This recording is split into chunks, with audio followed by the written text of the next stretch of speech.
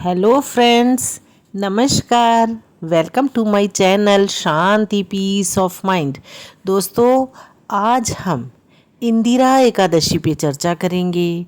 चलिए, पितृपक्ष अर्थात अश्विन के कृष्ण पक्ष की यह एकादशी इंदिरा एकादशी कहलाती है।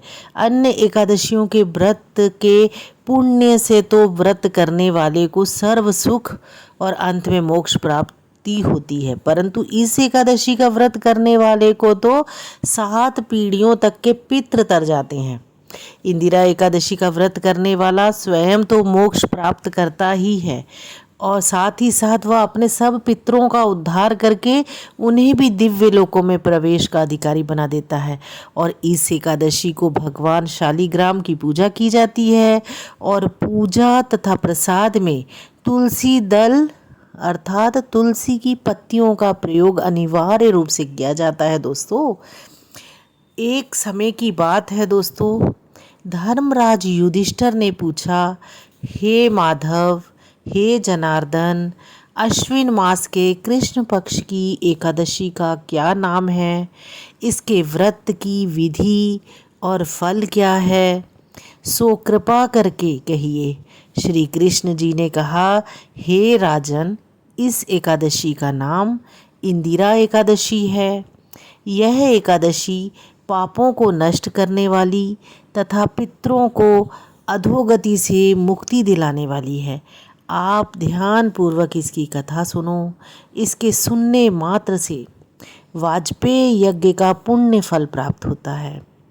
दोस्तों, सतयुग में महिष्मति नाम की नगरी में इंद्रसेन नाम का प्रतापी राजा धर्म पूर्वक अपनी प्रजा का पालन करते हुए शासन करता था। वह राजा पुत्रों, पौत्रों और धन धान्य से संपन्न तथा विष्णु जी का परम भक्त था। एक दिन जब राजा अपनी सभा में बैठा था तो आकाश मार्ग से महर्षि नारद उनकी सभा में आए। राजा उनको देखते ही हाथ जोड़कर खड़ा हो गए और विधि पूर्वक आसन दिया। सुख से बैठकर नारद मुनि जी ने राजा से पूछा, हे राजन, आपके सातों अंग कुशल पूर्वक तो है, तो तुम्हारी बुद्धि धर्म में और तुम्हारा मन विष्णु भक्ति में तो रहता है? देवर्षि नारद की बातें सुनकर राजा ने कहा, हे देवर्षि, आपकी कृपा से मेरे राज्य में सब कुशल है तथा मेरे यहाँ यज्ञ कर्म आदि सुकृत हो रहे हैं। आप कृपा करके अपने आगमन का कारण बताइए। तब नारद जी कहने लगे, हे राजन, आप आश्चर्य देने वाले मेरे वचनों को सुनो। मैं एक समय ब्रह्मलोक से यमलोक को गया।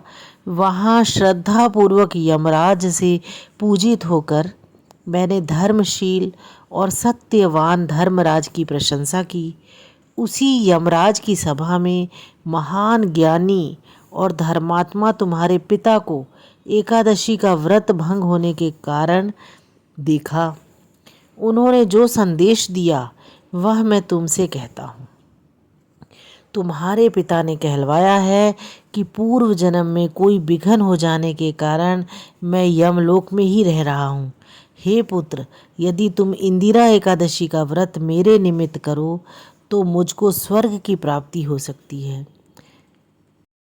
तब राजा कहने लगे कि हे देवर्षि, आप इस व्रत की विधि मुझसे कहिए।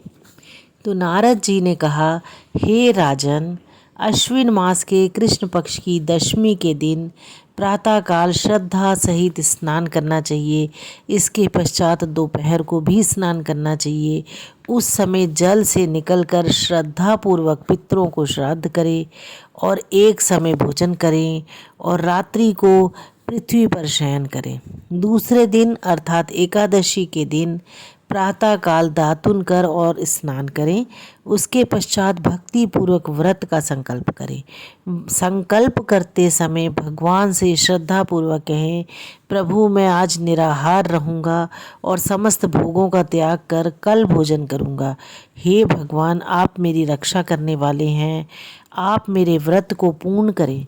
इस प्रकार आचरण करके दोपहर को शालीग्राम की मूर्ति के आगे फल फूल रखकर उनकी पूजा करें। शाम को भगवान विष्णु जी को धूप दीप नैवेद्य आदि से पूजा करें तथा रात्रि जागरण करें। इसके उपरांत द्वादशी के दिन मौन होकर बंधु बांधवों सहित भोजन करें। बस यही इंदिरा एकादशी के व्रत की विधि है। हे राजन, यदि तुम भक्ति भाव से इस एकादशी के व्रत को करोगे तो तुम्हारे पिता अवश्य ही स्वर्ग को प्राप्त होंगे।